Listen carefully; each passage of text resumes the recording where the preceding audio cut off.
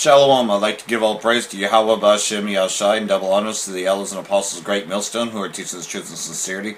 And shout out to Yakim that's out there in the four quarters of the earth pushing this truth. And so I'm going to look at a couple things today that, you might not realize what's going on. But I found this article. I'm going to start off with this article on Costco is selling a $6,000 Doomsday device because people... Esau thinks, that his elite is going to, that is the rich people are going to escape the coming destruction. So, I thought this was interesting. Let's see if I can get this to go.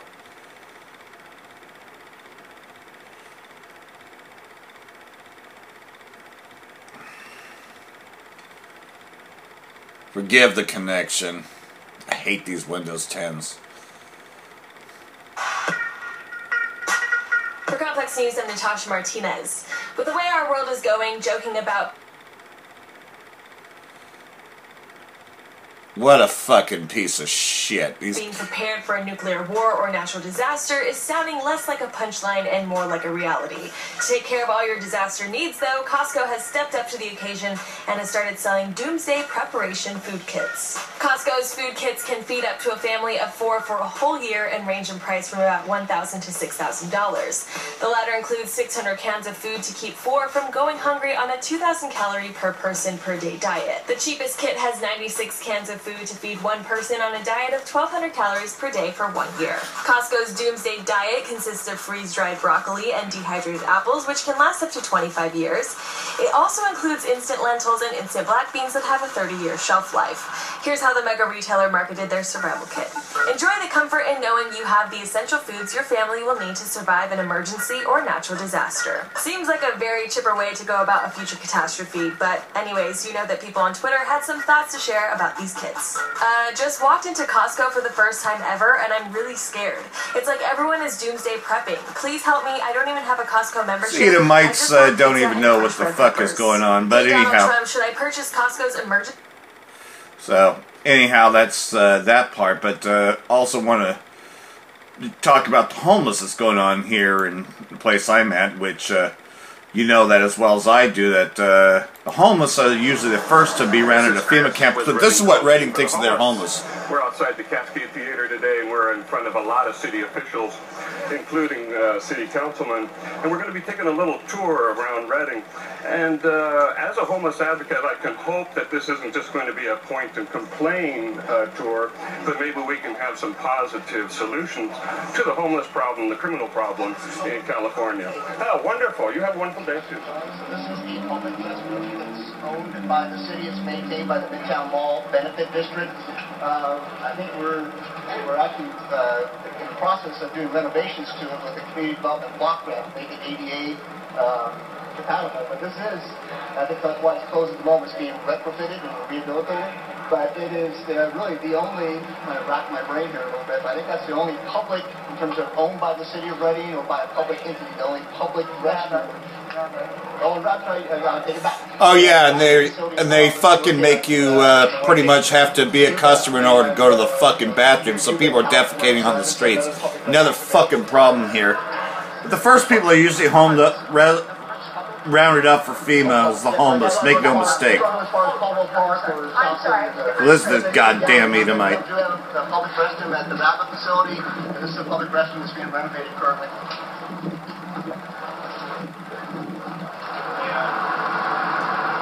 Every day. It's the same example. Until we started, cutting all the power and everything outside. The homeless situation is, it's almost out of hand. Every day we have a stream every morning. Yesterday, I wish you guys didn't come yesterday. You had the Hope Band back here at the Empire Recovery. There was a solid stream of people coming from there right over the Taco Bell over here. They all sit on their patio, and you almost run people away. Because I don't know about you, but I don't like to go up by people saying, hey, you got some money coming for me. And, it drives, as a business people, we work hard to get people in So listen to that piece of shit fucking Edomite. For the homeless, and what I was afraid of was occurring. This entire meeting has turned into a homeless hatred cabal and complaining about the homeless here and have nowhere to sleep. And so that's just it, you know, these goddamn Edomites. So, you know as well as I do that fucking, you know, if they take away fucking homeless people to the FEMA camps, nobody's gonna miss them.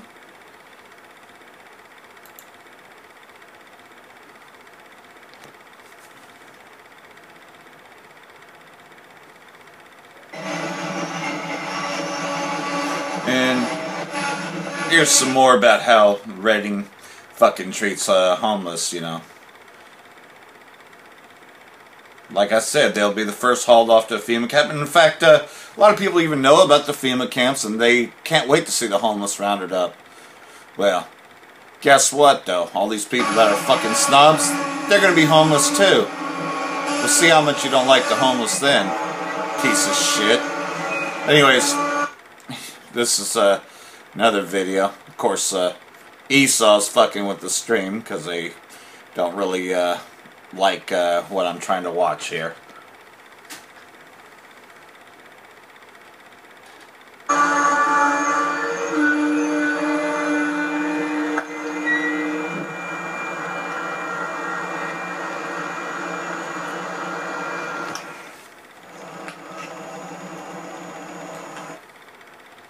This is Chris with the Reading Coalition for the Homeless, and we're at downtown Reading, across the street from the post office.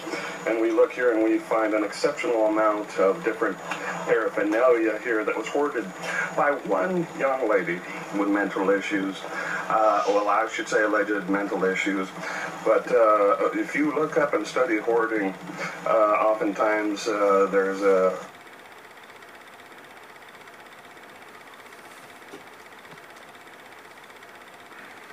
Yeah, see, Esau's been fucking with the streams, and it's what we're stuck with after ending net neutrality.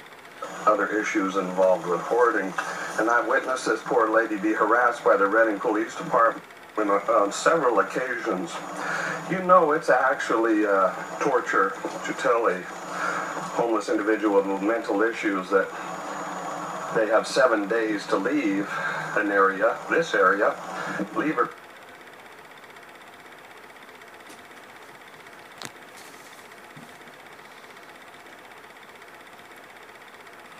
But anyhow, you know, most people fucking hate the homeless here anyways. Red tag, and then come back the next night with her in tears screaming.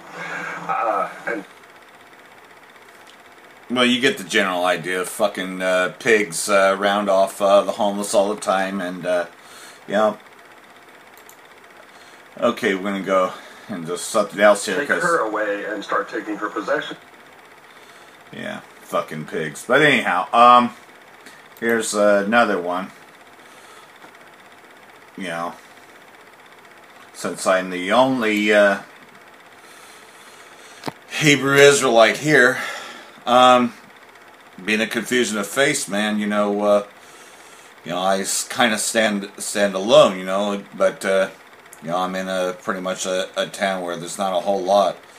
You know, pretty much the videos I do, I'm just standing in front of the camera, mostly talking to the camera, because nobody even knows what the fuck's going on. And anyone wants to get a whiff of this, of course, you know, they'll either tell you to stop, or they've never heard this song before.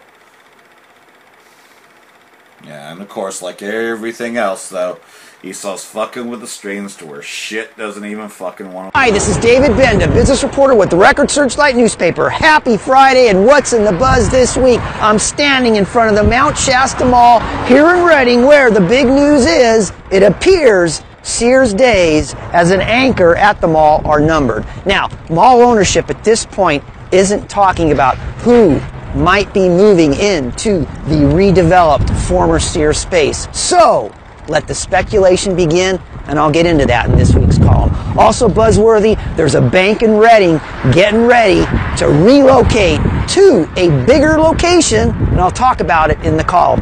Finally, are you going to watch the Super Bowl? Well, check out the commercials before and during the Super Bowl. There's going to be a local spot by the Reading Tourism Bureau to look at. So, check out the buzz online today. or if you're old school, in Sunday's paper. Follow me on Twitter or Facebook or both. And as always, thank you for reading. Shasta County has had a hard time coming back from the recession in many of the industry sectors that we have known to be popular here in the area. For instance, construction has had a hard time. And if we look at employment data from 2006 to 2016, we have barely come out of that. In fact, we've lost over 2,000 jobs in that industry. So we did struggle in that. The majority of those jobs seem to be in housing, related to housing, specialty trade contractors, things of that nature, building homes, things like that. And so when that industry went away because of the housing bust, then Reading saw a giant decline in construction employment. So, but recently employment has started to come back. So since 2010, construction has added 500 jobs back, but it's unlikely that we'll ever get back to the point of the 2006 job numbers. It was just really inflated at that time building houses. Now, if we look at other industries that have been positive growth for Shasta County, most definitely private education and health services has been one of the only sectors to add jobs through the recession and since the recession, when in fact they did not even decline during the recession. So private education and health makes up all healthcare services as well as some of the private education schools around here, not the public school system. And those two are combined, but the majority of that is dominated by healthcare services. So since 2006, that sector has added 3,500 jobs in the local area. That includes hospitals, long-term care centers,